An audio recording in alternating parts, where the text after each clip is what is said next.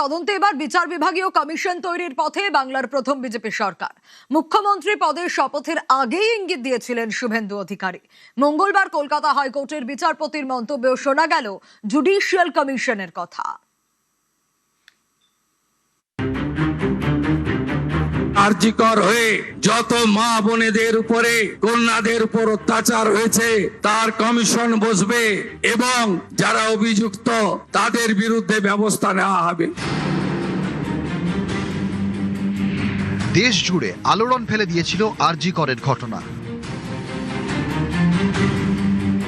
কলকাতার প্রথম সারির এই সরকারি হাসপাতালে নৃশংসভাবে খুন ও ধর্ষণ করা হয় এক চিকিৎসককে।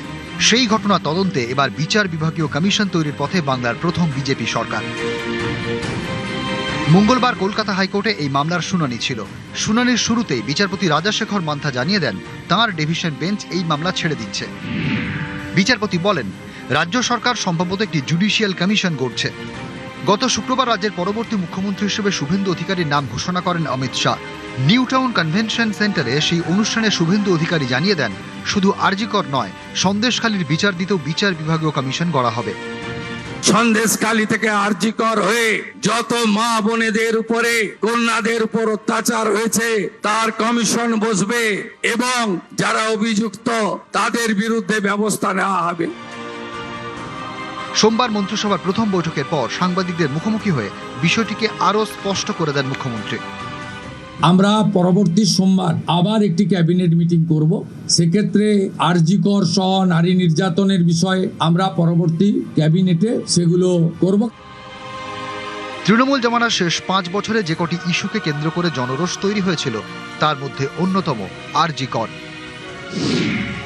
9 আগস্ট 2024 আরজিকর হাসপাতালে সেমিনার হল থেকে তরুণী চিকিৎসকের দেহ উদ্ধার হয়।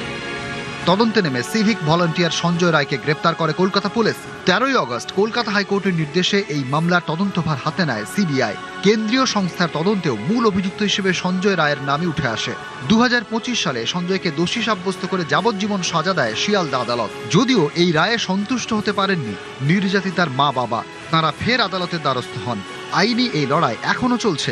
এমনই পরিস্থিতিতে এবার আরজিকর মামলায় বিচার বিভাগীয় কমিশন তৈরির পথে শুভেন্দু অধিকারীর সরকার। আরজিকর হয়ে যত মা বোনেদের উপরে কন্যাদের উপর অত্যাচার হয়েছে তার কমিশন বসবে এবং যারা অভিযুক্ত তাদের বিরুদ্ধে ব্যবস্থা নেওয়া হবে। নিউজ 18 বাংলা।